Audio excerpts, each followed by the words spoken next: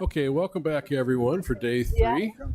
We have Mr. William Schneden with us this morning, and this is a rescheduled appointment from our weather disaster on Tuesday. So thank you for making it this week, all three sessions. We appreciate it very, very much. And I just want to take a quick moment to show you that on our district website, if you'd like to review these three interviews over the past several days, you can go to our website and click on Superintendent Search Timeline and Updates.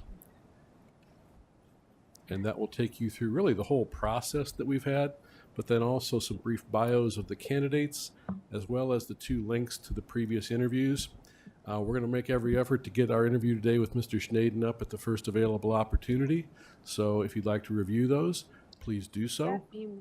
And then also I would encourage you that the board would like all responses to the questions and to the interviews, the sheets in front of you now, no later than today. I think they intend to convene this weekend and have some discussion about the process and the candidates and form a decision on a fairly quick timeline.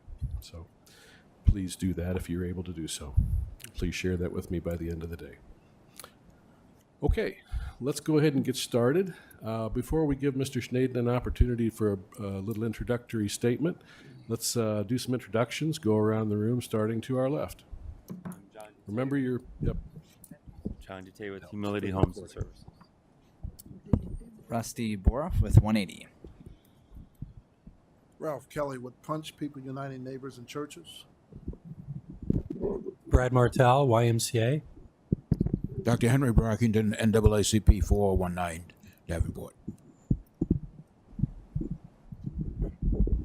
Vera Kelly with Davenport NACP number 419.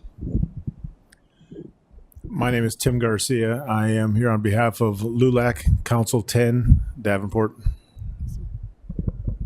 Mike Reyes, LULAC State Director for Iowa. I'm Nicole Sisney Durbin with Family Resources. Carrie Abbott with United Way of the Quad Cities. Hi, Carrie. Hi. Laura Fouts, Friendly House. Amy Grosscup, Davenport Public Library. Nice. Okay, thank you for that. Before we get started, I would just like to remind about the format. There are going to be 12 questions that the group has formed and submitted to me.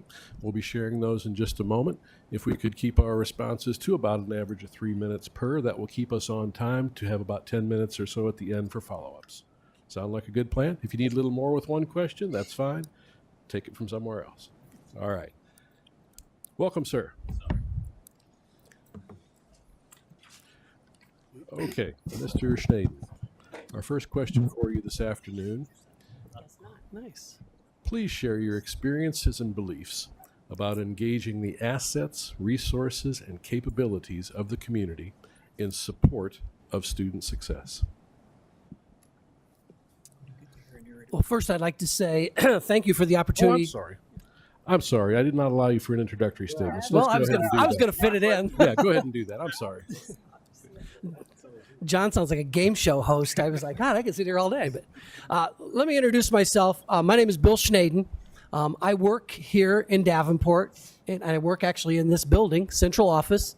I'm an associate superintendent. I primarily work with learning supports, which is where all of you people fall into the work that I have done with Mr. Schneckloff as the director of learning supports. I directly supervise him. And then I have all the elementary schools in the district and the early childhood programming. So I've been in education for a long time. This is my 40th year as a educator. I have 36 years experience as an administrator. I served in the inner city schools of Waterloo as a teacher, and then got my master's degree in school administration. My wife and I are originally from this region. I grew up north of here, north of DeWitt, in a little town called Delmar, Iowa. And we were going to have our first child, and we were excited about trying to come back to the Quad Cities. And I had an opportunity at 26 years old to become the principal at St. Paul's School here in Davenport. It's the largest non-public school in the Quad Cities. And I was there for 16 years. And it was a wonderful, wonderful experience for me. I had an opportunity to basically be in charge of pretty much every aspect of running a school, from transportation to state accreditation to hiring, curriculum, instruction, HR. I was the only person on the staff in terms of administration, and I was surrounded by some really great people who really supported me and wrapped their arms around this young guy and helped me grow as a leader and an administrator. And then after about 16 years there, Dr. Blanche, who was the superintendent in Davenport, some of you may have remembered Dr. Blanche, he approached me and asked me if I would consider applying for a job that was available at Garfield Elementary School as their principal. I did. I received the job. I loved my job at Garfield, stayed there for many years, and then I got moved over to Wilson Elementary on the west side of town. It was the largest elementary school at the time, and I spent several years there, and then most recently I was at McKinley on the east side of town, but I was only there for about a year, and then Dr. Tate came to me and said that he wanted me to come down here and help him after a retirement to be the executive director of elementary education, and I did that. Then I went back to school again and got my EDS, which is an advanced degree beyond a master's degree in school leadership and superintendent certification. I've done that. That was about 5 years ago. And since then, I've been serving as the associate superintendent for Davenport Schools. So that I'm married for 40 years, and I have 4 children that are all grown up, and I have my 7th grandchild on their way. So I live in a busy household and lots of activity. And I welcome the opportunity to be here today. And I would just begin by saying I work with every one of your agencies every day. So I feel really comfortable visiting with you about the importance of what you do for the Davenport Community Schools. This is the work that I do. So thank you for giving me the opportunity, I guess, to come and speak with you. Thank you, sir. Now we'll get to the first question. Again, please share your experiences and beliefs about engaging the assets, resources, and capabilities of the community in support of student success. Well, I guess when I read that, and gosh, that's really nice having it up there so you can refer back to it, but the word community just jumps out at me. And to me, there's a reason why it's called the Davenport Community Schools, because they belong to the community, right? These schools belong to the people who send their kids to school here. They're not at the direction of a superintendent or a board of education. They belong to the people. The schools and the services that we provide to our kids have got to be wrapped around what the community wants and expects from our schools. So for me to have a belief that's any different than the fact that it truly takes a community to educate a child would be a long ways from what I believe. Particularly today in our community, in this world we live in, the school cannot do this job alone. We cannot educate the whole child by ourselves. We need the services and the work that community partnerships, much like those that you represent here today, in order to get the job done. We lean on these agencies and these community groups every day, and every single day somebody from one of these organizations touches our kids. And so we have to continue to strengthen that. I totally believe in wrapping our successes around the supports that are out there. We don't need to duplicate each other's work. You don't need to be in charge of the education of students, but likewise, we don't necessarily need to be in charge of things that you're good at, right? The things that you can wrap your heads around. I look at Reverend Kelly here, and all I can think about is what a wonderful job you're doing with this food pantry that's in this building, and how you Punch stepped up and took that on and are serving the needs of this community so much stronger than we could as a school community, but it was our job to recognize the need, to get it started, and it's just to me, that's the way this partnership should work. We work together, we recognize our problems, and then we pass the torch when it's time for somebody else to take the lead on a project or a piece of it. So that'd be my thoughts on that, John. Okay, thank you. Second question, how do you define the term collaboration in the context of school and community partnerships? How would you promote the ethic of collaboration at all district levels? Well, I think anybody that has had the opportunity to work with me directly as a leader in the district this is like the fourth or fifth group that I've had the chance to talk to. And a lot of times they'll ask you about your leadership style. And I always use the word collaborative because I'm not a top-down kind of leader. I think I can comfortably say, always surround myself with a strong voice to look for a collaboration when making a big decision that affects a lot of people, right? So if to use the word collaboration in context of school and community, that just the fact that we're getting together becomes collaborative. So I don't think you can work in isolation, as I said earlier. I think if you're going to involve the community, it has to be collaborative. It can't be me, the school, telling you, the agency, how you should be doing your work. And it's not you, the agency, telling the school what we should be doing. It's collaboratively sitting down and saying, what do our kids need? How are we going to make it happen? Who's got to do what?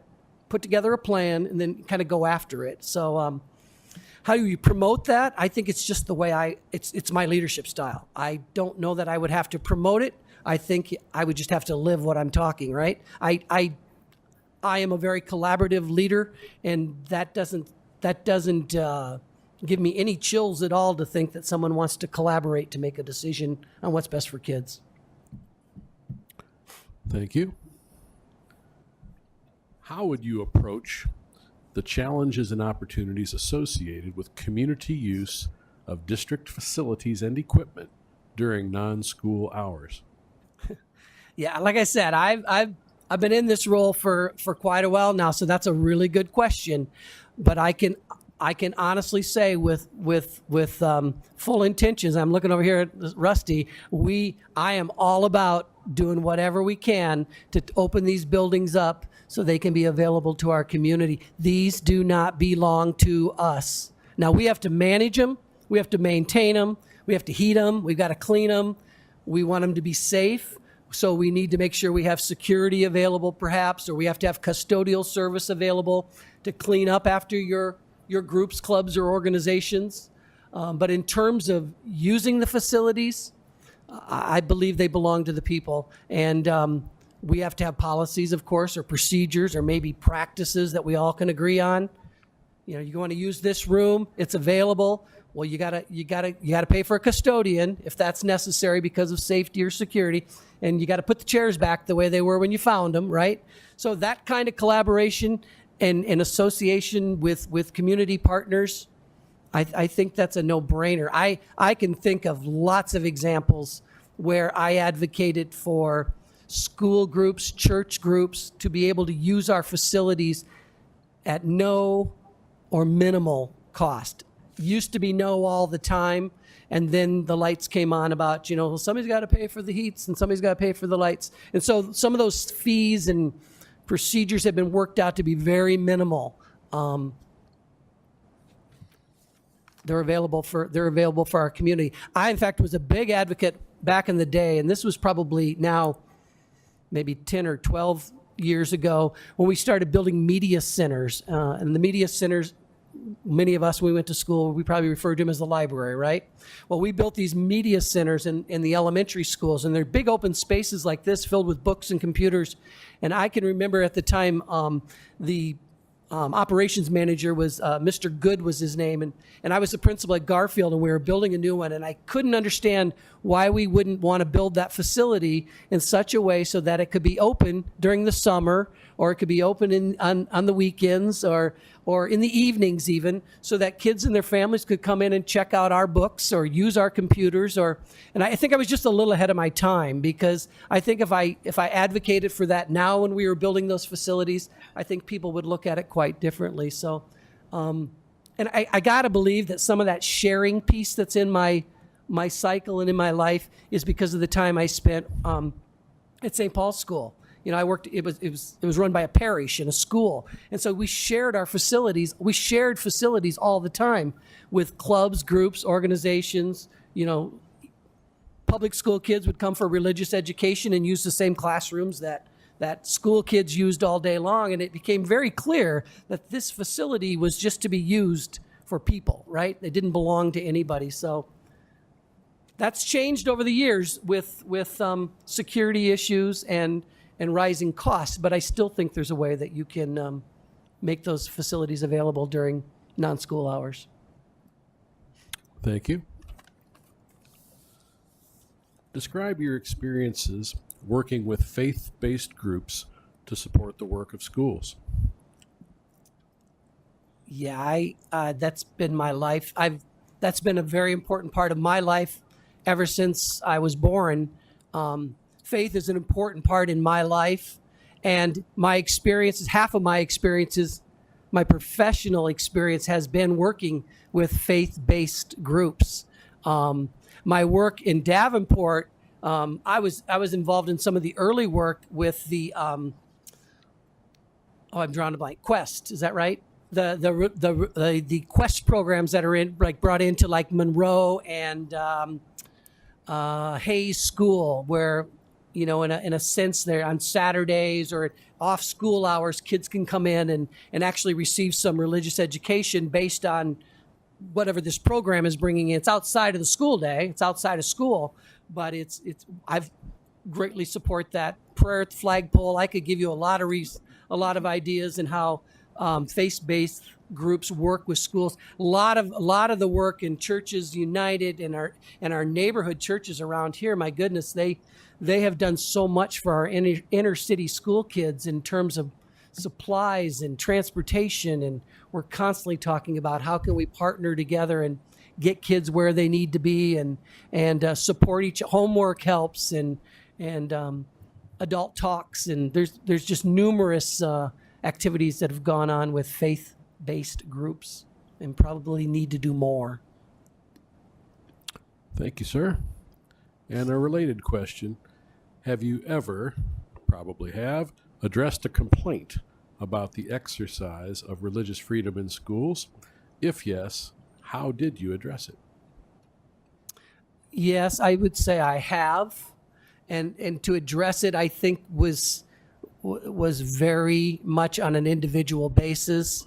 And I don't ever remember a time when sitting down with the teacher, perhaps, or the parent or the student that was the person of interest, if you will, here, that we couldn't come to some kind of an understanding about the importance, for example, of the separation of church and state, and the reason why those laws exist and why we need to operate under those guidances.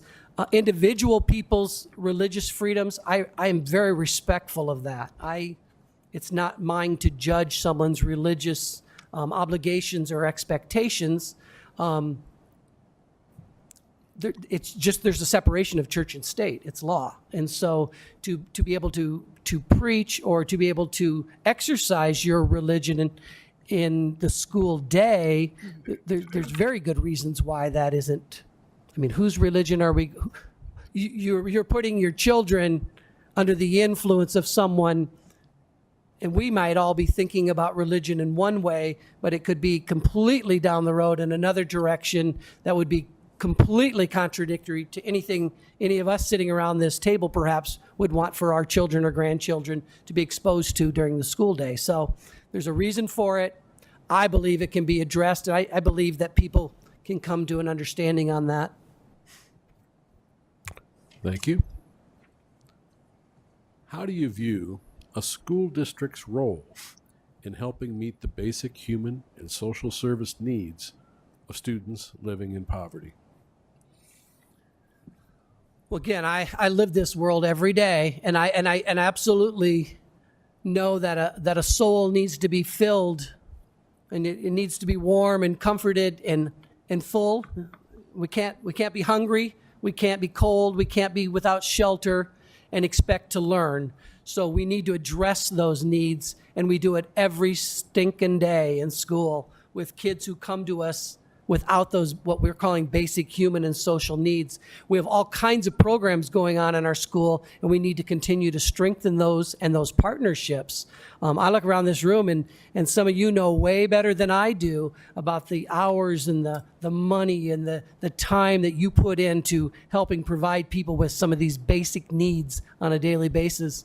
Poverty is a huge issue in our school district, and balancing and the giving kids those opportunities to like balance the scale so they can be successful. You know, first you got to balance it. You got to balance the scale in terms of filling their bellies or making sure they're warm or making sure that they're being cared for. And you got to get that all under toe before they're going to want to sit down and learn how to read. So we've got some really cool programs going right now in our district that I have been very instrumental in supporting. Programs with Iowa State Extension, programs with Churches, Rusty's group here. It's absolutely part of the school's job, probably more now than ever. And it's balancing all of that that's making it the challenge that it has become. All right, thank you. Next question. What are your experiences with making arts funding a priority within a school district, even when funding falls short? Well, I think the fine arts, and I'm assuming that's what you mean there, arts. I think the fine arts are a critical part in a child's development, in all of our developments. I love the arts. I was involved in the arts all through high school and college. I'm a musician. I've been involved in theater. I've been involved in chorus, show. All of the arts were really an important part of my life growing up. And I do think it plays an important part in a student's experience. Do I think that, it's a priority in district funding? I can't tell you that I think it would take a priority over all the other priorities, but I think it has equal priority, if that makes any sense at all. I mean, I don't think you cut the arts out first when things get tight, but I think there are other funding streams that are equally as important, and we have to be really sure that we're balancing what we're doing and how it's affecting all children and not just some. In terms of funding experiences, I don't know that I have any other than the day-to-day kind of grant writing and conversations with donors around certain projects. I can't say that I've ever really gone and knocked on the door for funding for one particular area over another in my experience. I can't ever remember an experience where, unless it would have been like writing an SCRA grant or something like that, and the topic happened to be around some of the arts projects. But in my heart, I don't believe it holds any higher priority than any other area or curricular experience that we give for our kids, but it certainly has an equal level of importance. Thank you.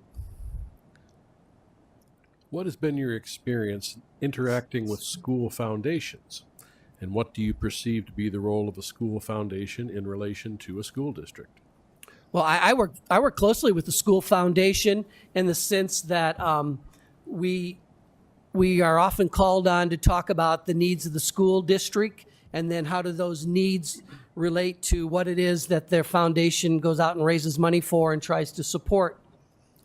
The second part of that question, what do you perceive to be the role of the school foundation? I feel like they need to play a real active role in understanding, again, what is it that this community wants for our kids? And then this is what we want to be when we get there. And oftentimes we need support to get from what we want to what we have.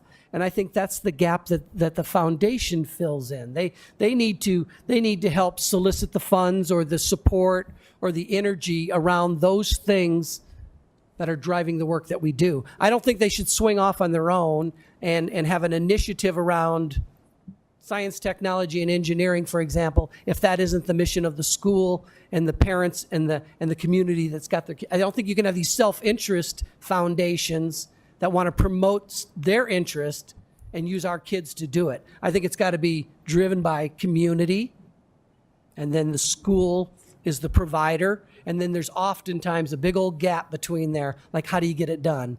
And that's where I think things like school foundations, school supporters come into place.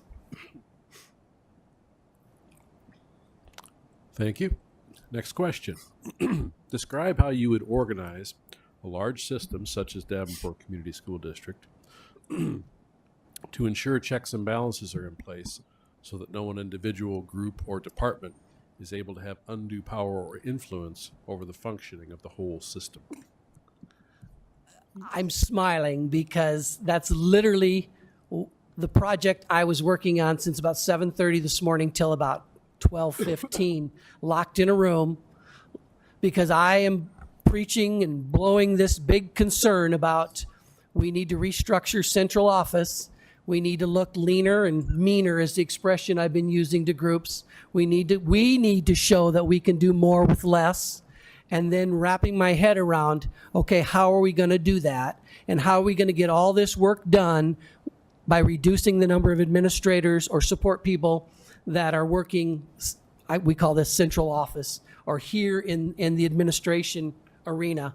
And so I have put together some ideas and started to build a structure around the idea of how do we get the work done with less workforce.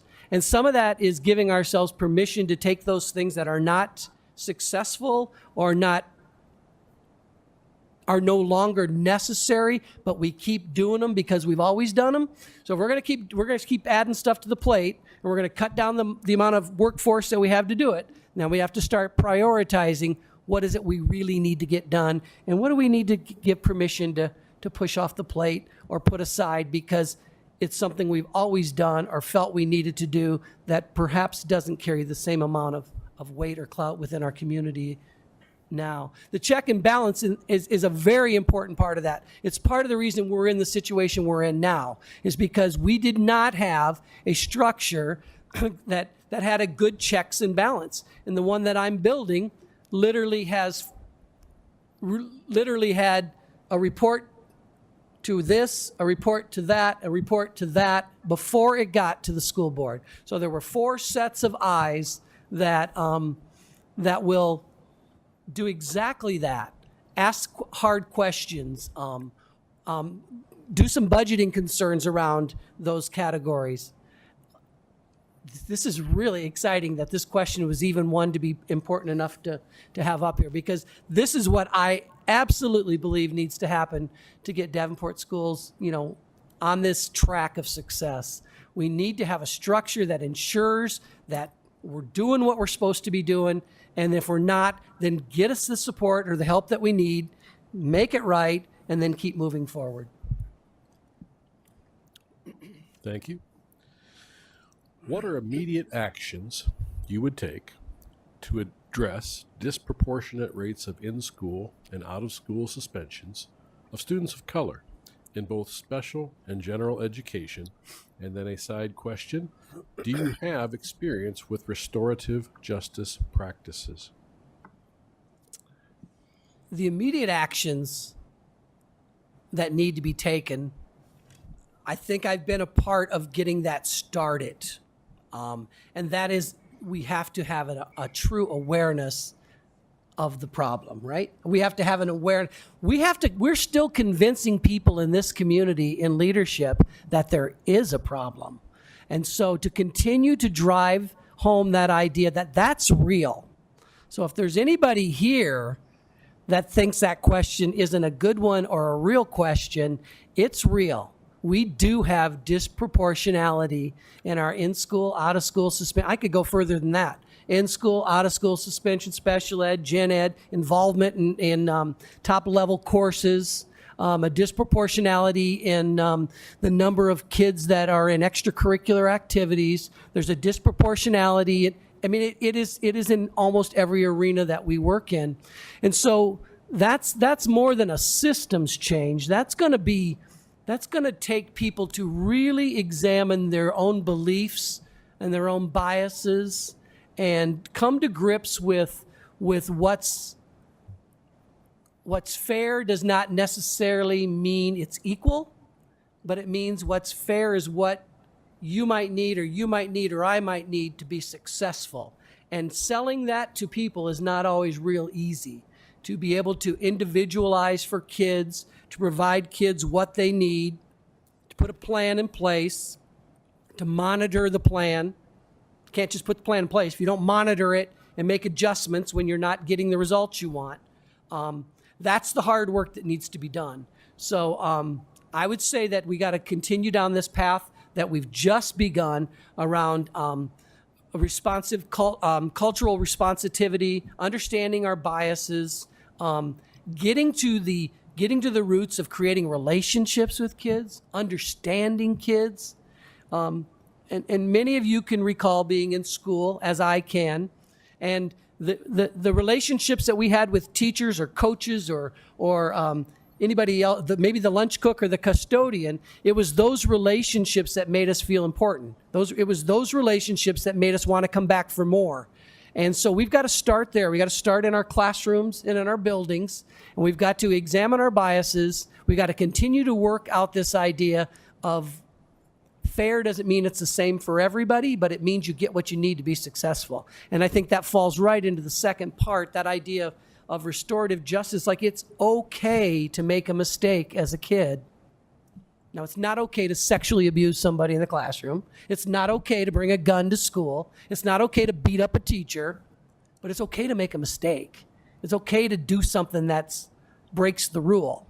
What's not okay is not accepting responsibility for it and then asking, what do I need to do to make this better? You know, that, to me, that's the basis of restorative justice. I messed up. I accept responsibility for what I did. I might have to go and tell you I'm sorry for what I did to you and what it caused you, and here's how I'm going to fix it. So I parent by restorative justice. I live my life that way. I make mistakes, and I ask forgiveness for mistakes that I've made, and I hope that I don't make them again. So that's a big issue. That's a lot of work, and that's real in our school district. And I commit to you that, as I have to other groups, that's not going to go away. That's got to be a pillar of the work we do, and it is in my plan. It is in the plan of one of the three legs, if you will, in the action plan moving forward. This whole idea of addressing disproportionality and creating a relationships and an environment where kids feel welcomed and want to be a part of, and can make a mistake and not have to be gone forever. There's something else we can give you to help you be successful and get you back into the system. Thank you. You touched on this in your previous response, but maybe you could expand upon it. What are immediate actions you would take to increase the number of students of color participating in advanced placement and talented and gifted programs? I took an immediate action, and we're on it right now. And one of it is recognizing that it's truly a problem. Looking at the data to show the disproportionality between kids that aren't in advanced course. And we did some of this work. And what we've discovered is that some of it's awareness. For example, math. Just think about math for a minute. If you don't get in the right track and take the right math class at the right point of time entry, you're not going to be able to get to those levels of math that you need to be ready to go on to be college ready, right? And so you're constantly catching up. So some of that is awareness, because a lot of times what's happening is kids of disproportionality are maybe first generation college kids or potential first generation college kids. So they maybe don't have a mom or a dad who understand that you've got to take algebra as an 8th grader or a freshman in order to get through the 3 years of math that you want to do that are going to be required to go to college. So we have to go deeper and provide more support to kids and their families about just understanding how these tracks operate, or how you even get involved in it. The talented and gifted, we're working hard on that too. And I say we're working hard on that because I supervise that program. It's in curriculum, but the elementary side, we just rewrote that, and we are making a conscious effort to try to find underrepresented kids and get them involved in talented and gifted programs. So that's a real problem too. And I guess I would say we were going to continue the work that we've started, because I think we're going to see a difference in just the awareness and bringing that up to our attention. Thank you. Final question before we open it up for follow-ups. How would you lead the effort to continuously improve the quality of education as we experience severe budget cuts? Well, sometimes I truly believe that less is more when done effectively. And I have this vision, or I have this dream that wouldn't it be cool if we could guarantee every kid in Davenport by the end of the 3rd grade, you would know how to read. Because if you know how to read, then you can read to learn. And then if you can learn, you're not going to you're going to be less likely to be disruptive in the classroom. You're going to be less likely to be asked to leave the classroom. You're going to be less likely to not want to be involved in those other hooks that we have in school, like sports and music and clubs. You're going to be more willing to want to do that. You're going to feel better about yourself, right? You're going to feel more successful about yourself. And we take our energies and our dollars that we spend so much of, millions of dollars, in those reactive modes, like going after dropout students, or students that are failing classes, students that are in trouble with the law, students that are engaged in drug and alcohol issues. Well, if we could put those dollars on the front end and just make kids feel like they're welcomed and a part of what's going on, healthy relationship with the adults in their lives, learn how to read. And I know that sounds really simple, but if you can learn to read, then you can read to learn. And I think we could really help to start moving things in a better direction. So my experiencing budget cuts, as we have to do less with more, we have to keep this plate spinning, right? We got kids that are going to drop out of school. We got kids that are involved in drugs and alcohol. We got kids that aren't connected with the school. We got to keep working with them, but we got to put some real energy and a real commitment down here that we're going to say, as a community, as a school district, every kid has the right to read. Now, when I say read, I mean math and I mean learn, right? But reading really is the kingpin, and it's an issue. It's an issue. Not all of our kids come to us ready to read. So what do we have to do? How do we get them ready? How do we get more kids involved in preschool? We're only getting about 50% of the 4-year-olds that are eligible for preschool to come to our state preschool programs. So we've got a lot of work to do there. And next year, my elementary principals all have a goal in their improvement plans that they've got to help us increase enrollment in preschool. And some of them don't even have preschools in their buildings, but it's still their responsibility to watch as moms and dads and grandmas come into their offices with young kids to find out, are you in preschool? If you're not in preschool, this is your home school? Well, we don't have one here, but here's some information about where you can go to free preschool, and here's some information about what the preschool is. So we have to continually try to do some of that front end work with less money and use it more in a proactive way than spending all of our dollars in what I consider to be rather reactive, or to fix the problem that we could have prevented perhaps in the beginning. Thank you very much. Well, now's the time when we would open up to some nice, tight, concise questions from Mr. Schneden. Anyone? Tight, concise. Tight, concise. That's not fair. So I'm Mike Miller, Riverbend Food Bank. I apologize for my schedule conflict. Mike. If you said this earlier, then I'll catch up from somebody else. But obviously, what's different about you is that you're part of the current system, and there seems to be a lot of momentum around a lot of change. And so I'm not trying to argue against you. I'm trying to give you a chance to address that. Having been a part of the system for 6 years now, how do you become the agent of change from within the system as opposed to maybe other candidates who would be coming externally? Right. I think that probably goes back to that idea of leadership. And I would start by saying you're only a leader if people are following you. You're really only leading if people are following the lead. And I'm a leader. I've had 40 years of experience in this arena, 36 years leading people, and I think you could go to any of the places where I was in charge and you would hear positive things about the work that I did and the changes that I was able to make in those organizations. And when I say that, I'm talking about my experiences. Teaching was a long time ago, but all of my administrative experiences and all of the buildings that I was in, I was very involved with the kids and the families and the goals of that organization, because each were different, whatever school you were in.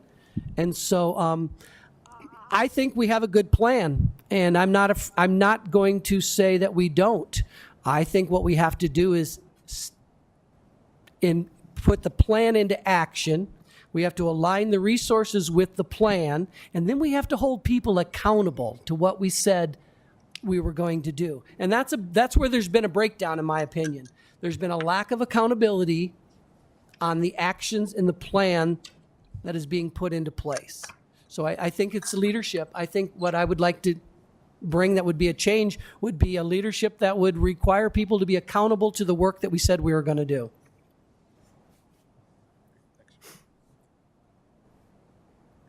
John. So I'm really torn. My niece and nephew were at St. Paul's when you were in leadership position at St. Paul's, and they have my niece and nephew and their parents have all these wonderful things to say about you,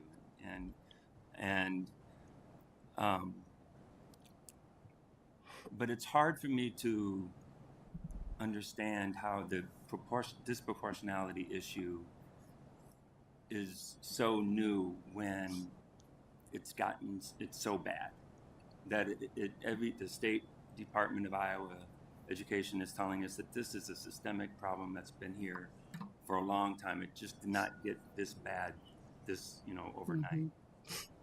Mm-hmm.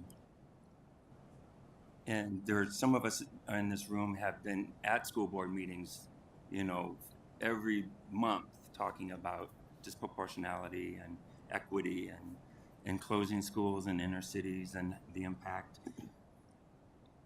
I'm torn between just having to start all over, but thinking how long that will take, and we don't have that much time, versus going with someone who knows the system, has the relationships, knows everything about the system, and really doing something differently.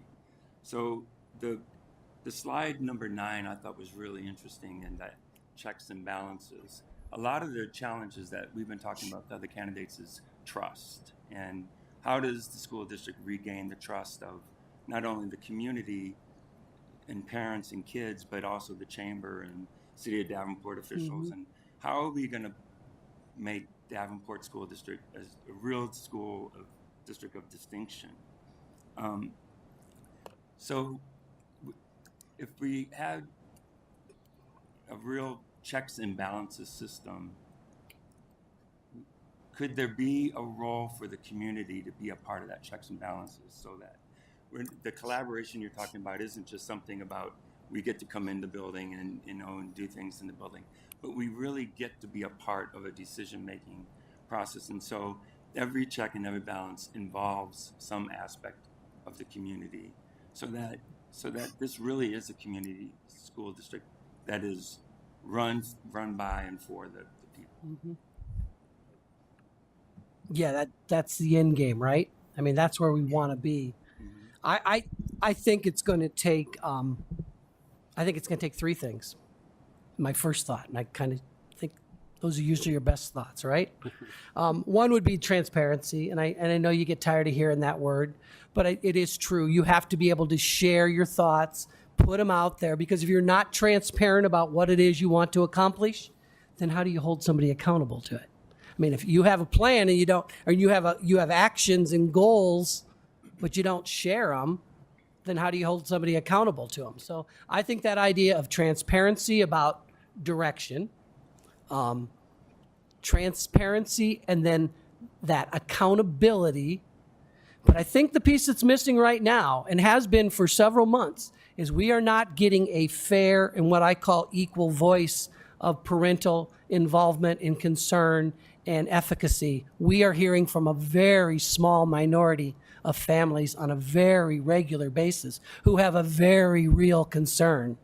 But there are 14,000 other families and kids who have different concerns and have different successes. I had the luxury of this week, my interview process got, well, you guys know you had to change. We got caught in that storm on Tuesday, right? But I had all morning, I got to meet with groups that I just look around the room and I listen to what those people were saying, and I just want to shake them. I'm like, where are you? Where have you been? We only hear from 6 families every month. Vera, you know what I'm talking about. You're there. Every school board meeting, we hear from the same people. There's no other counterbalance. And so shame on all of us. Shame on the parents I talk to in the chamber and as community members. We have got to tell the whole story so that we can be very transparent and hear about what do the people really want and how do we move forward. I'm a little passionate about this because there are so many wonderful things happening in our schools. So many wonderful things happening in our schools. And there's some really disgusting things going on too, like we talked about here. Things like disproportionality, right? And equality and things that aren't looking the same for everybody. But we got to hear from everybody. And so I would really think that if we could get a bigger voice, and I say fair, I just want a bigger voice. I just want to hear from more people. I think we could get ourselves on a track that we can't be over here and we can't be over here. And the bigger the sample gets, the closer we're going to get to, oh, that's what everybody wants. And now let's write actions and let's be transparent about what we're going to do. Let's not say we're going to do things that we can't accomplish. Let's chunk it out into actions. Let's go out to our community and you take that piece, you got that piece, okay, I got this piece. And I think you can get this work done. We're not doing ourselves any favor by continually only talking about the things that are our major struggles. We're sending people away from our community left and right when all we talk about are 2 or 3 issues of concern, and I'm not implying they aren't. I say we did something wrong, we fix it, we write some actions around how it's going to get better, and then we do it. And then we got to keep going, right? We got to keep going. We can't keep coming back to it. It was there. It's got to be fixed. That's why you build these checks and balances. This is why you restructure your organization. You make darn sure it doesn't happen again, and you move on. And you keep moving. You learn from it. You grow from it. A little restorative justice there, you know? You move on, and you grow from it, and you become a better school district and a stronger school district. You want so bad for people to know some of the wonderful things that are going on in our schools and some of the great successes our kids are having that I think a bigger voice would really help us in that arena. Cool. Go ahead. I guess my question to you is why do you really want this job, knowing all the circumstances that are surrounding it? And what would it take for you to commit wholeheartedly for the terms that are being offered? Yeah, Ralph, I thought long and hard before I decided, if you will, to put my name in for this job. And I was strongly encouraged by some people that I really trust in and people that believed in me because I've been doing it a long time. So I had a good sample base, right? So I had lots of encouragement. I'm a prayerful person, so I prayed about it, and it just seemed like the right thing to do. Earlier in the week, I used the expression, I want to give back to my community. And I really do. And all I can see is, well, if you want to give back to your community, why don't you just do it for nothing? Why don't you retire and just do this job? Well, I'm not in a position to be able to do that. And I've worked really hard. I've worked really hard in education. And I've never left the Quad Cities. I never left Iowa. I got educated in Iowa. I got educated in Iowa's public schools. I went to Iowa's public colleges. I worked in Waterloo, Iowa, in one of the largest poverty areas at the time. Liked the work. I've worked on the other complete opposite end, as John mentioned, at when I was at St. Paul's School. And we didn't have a lot of poverty there. We had a lot of other issues, but we didn't have a lot of poverty that we dealt with. But then the work in Davenport became very personal for me and became very fulfilling to me. I work with some really good leaders. Your interim superintendent, TJ Schneckloff, is my mentee. I mentored him. I'm his supervisor. I love the work TJ does, especially in our community and the way he's working with our city and some of your other organizations. Like, I'm behind the scenes with him on all that. I'm not the guy that gets to go out and go to those meetings sometimes because he's the face. But I know the work that John and he are doing with community partners. And I believe in this work, and it's not going to be easy. Your question's a very fair one. Because I get asked that just about as often as, why don't you consider, putting your name in this? Why would you want to do that? Because it's ugly. It's ugly. $13 million deficit in 2 years. Multiple, not quite 100, but real close, are going to lose their jobs, are going to be pink slipped. Budgets are going to be cut. We've got some major concerns coming down the road in terms of do we have the right number of facilities to match the number of kids we have? We've got some declining enrollment issues. So it's not that I'm not aware of what the problems are. I feel like I have the leadership style and I have the skills and I've surrounded myself with the right people. This work can be done. We cannot let this school district fail. There is a rich, rich history with the Davenport Community Schools. It breaks my heart when I hear that the state is talking about things like accreditation. That is so far away from where Davenport Community Schools are. Have they done some things that need to be corrected? Yes. Will they be corrected by the time they were supposed? I'm telling you here, yes. People are working overtime to citations are called, to meet the expectations of the citations. But then we got to move on. You walk up and down the streets of Davenport and you run into people all the time that are very proud, people much older than anybody here, that said they went to Davenport High School, when Davenport Central was the only high school in town, right? There's a lot of pride in Davenport, and we have to have a community school for our kids when we're all long and gone. Somebody did this work to get us started and sacrificed and went through some really hard times to build this district. It's our responsibility to maintain it, and we got to make sure it's here for generations to come. I guess that's my thought. I'm probably at an age where in a very short time I could retire. I'm not ready to retire. It's not on my short-term next year list. I think I got a lot to offer, and I really do mean it when I say I want to give back to this community who's given me so much.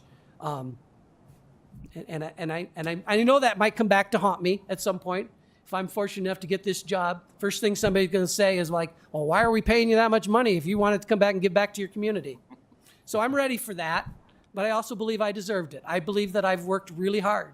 I've been back to graduate school 3 times and put 30 years under my belt, and I've lived in this community. I was educated in this area, and I want to give back to it. I want to see it continue to grow. So that's thanks for asking. I have a question. Nicole, if Nicole could go, she was next, and then we'll go to Vera. I just wanted to ask a follow-up question about communication. You only hearing from 6 families. I know when we only hear from certain employees or community members, we ask ourselves why and how do we create different avenues for getting all of the voices involved. So I'm just curious how you would do that differently to reach out and connect with folks, because the traditional ways aren't working. Yeah, that's a really, really good question.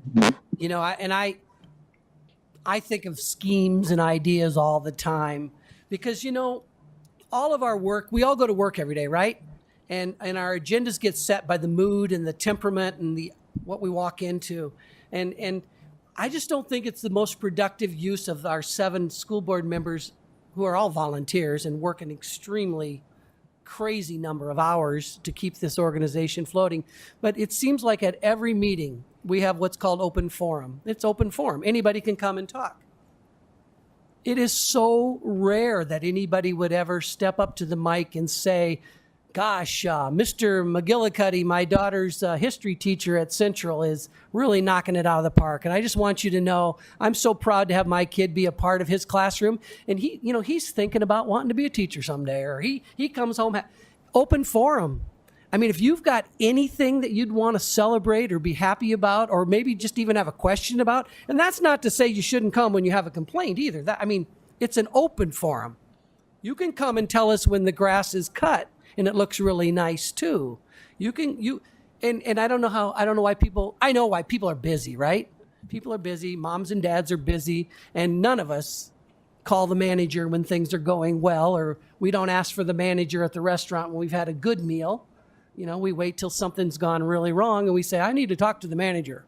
I might have been there 100 times and had great service and wonderful meal, but boy, that one time it doesn't go well. I'm going to come and talk about it. So it's human nature, but I believe we could overcome that. I believe by talking to your neighbors and the people you work with and the organizations, you guys are a perfect example. Perfect example. Miss Vera gets off. She came one day and talked about how much she appreciated what everybody did. And it really changed the tone of how we conduct meetings and work and how we move forward. So I guess just encouraging families to take an active role in this governmental piece they have called the school board. You do have an open forum where you can walk up to the mic. It's not intrusive. It's not a horrible thing to do. You give your name and address, and you get, couple of minutes to just talk about whatever you want. There's no debate about what you said. Nobody calls you out for what you said. You might get a thank you, and you're free to go, or you're free to stay and be a part of the meeting. But and because when you don't come and say those things as a community member to the school board, the Quad City Times and the newspapers and the television stations, they're here. Well, they're just doing their job, right? They're reporting on what went on at the meeting. And so if that's all that goes on at the meeting, that's all they're going to report on, and that's all our community is going to read about. And you tell me that a young family moving to town are going to pick up the paper and read that day after day after day and want to put their kids in this school district.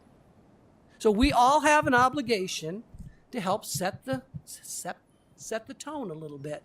So I would encourage you to come and talk about the wonderful work your organization does with the schools, and come and talk when you have a concern also. But it's got to be balanced. It doesn't have to be 2-to-1, but it's got to be balanced. And there's also website opportunities. John probably knows better than I, but you can get on the website and you can send any question or comment you want. And they do, contrary to what you believe, they really do make a conscious effort of getting those questions or comments to the right department and make every effort to get an answer back to you. So I guess busy people might want to go that route if they can't come to a meeting, but continue to ask questions and continue to reach out. Ms. Vera had a question. Oh, I got several questions. My kids been here, and you all been through a lot of superintendents, and I know them all from Peter Flynn on up to Dr. Blanche and all. And my question to you is, you know what this school district is under now. Do you really want a job, or it's better retirement, and you be here for 5 years and you move on like the rest of them? Well, I can commit to you that I'm not moving on. Okay. And it'll be up to that school board and the community to see if they want to keep me for more than 1 or 2 or 3 years, but I'm not going anywhere else. Am I going to retire someday? I hope. Well,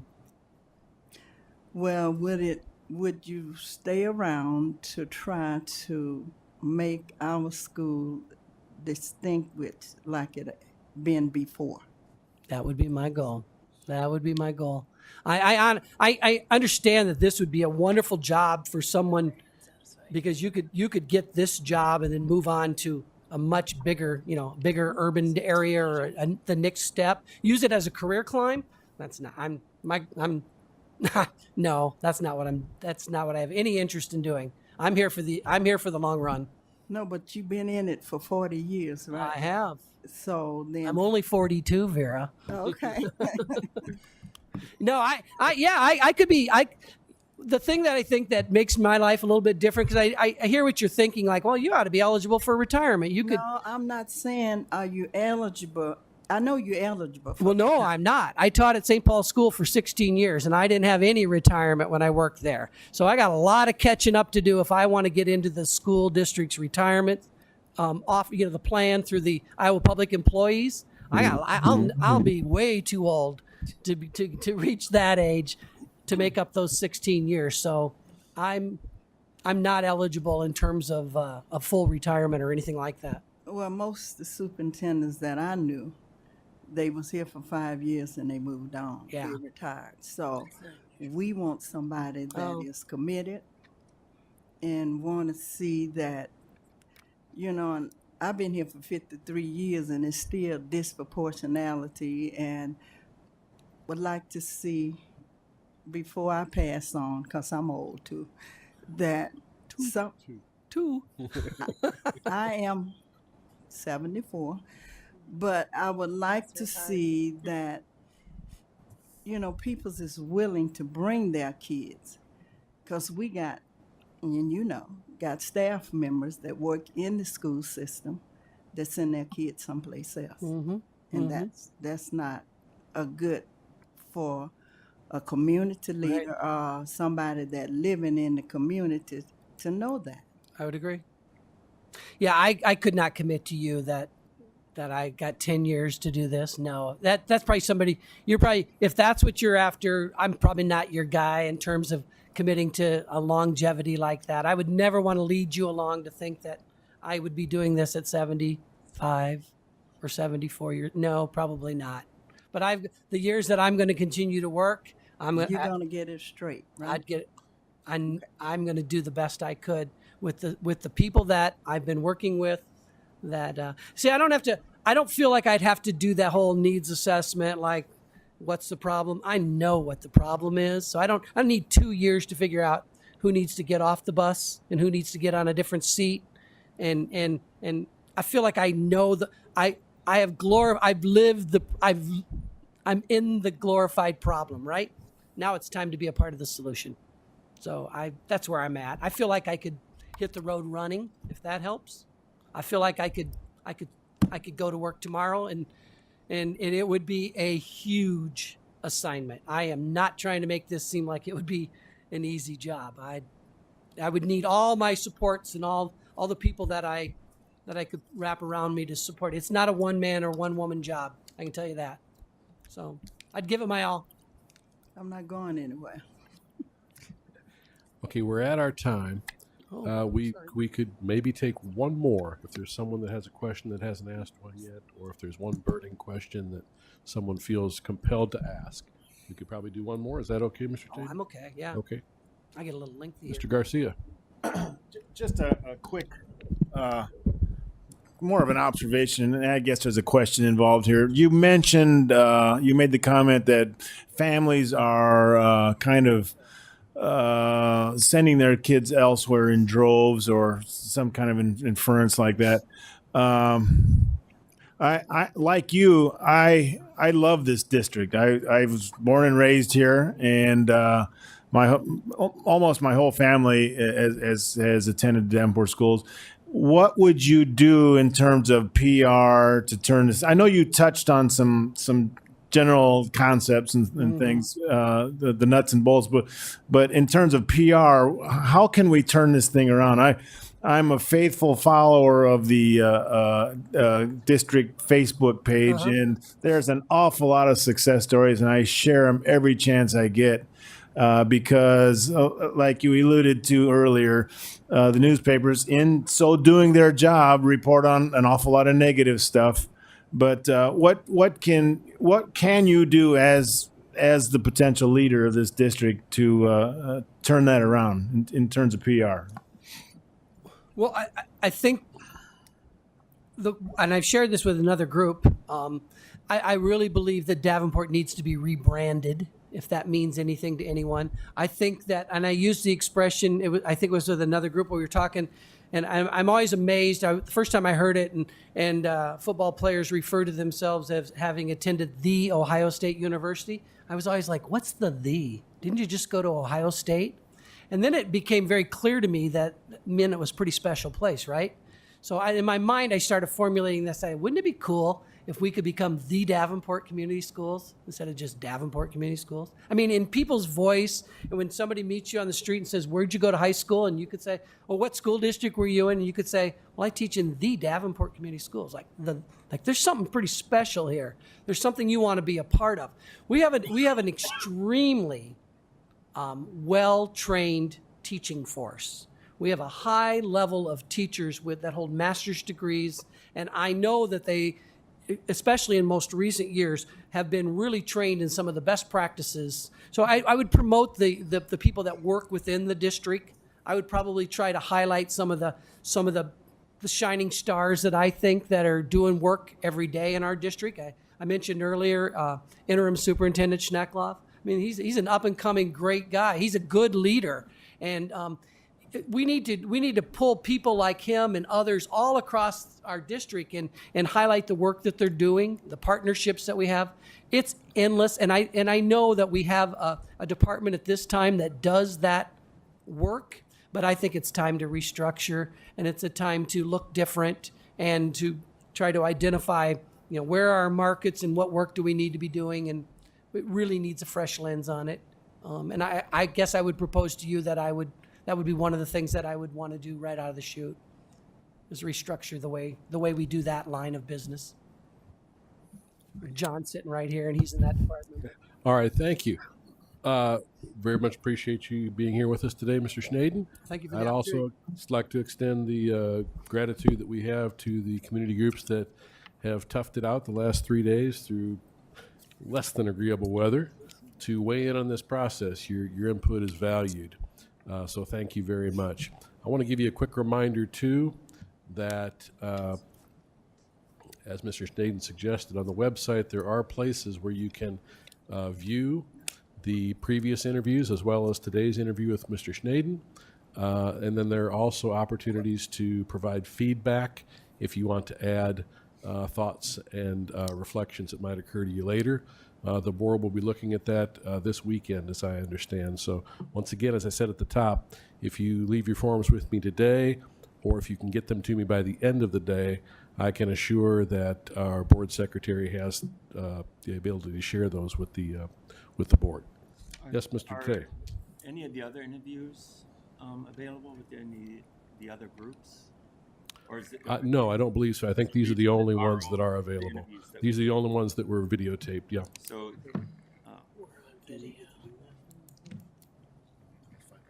Well, thank you. Thank you again very much. Appreciate it. Thank you.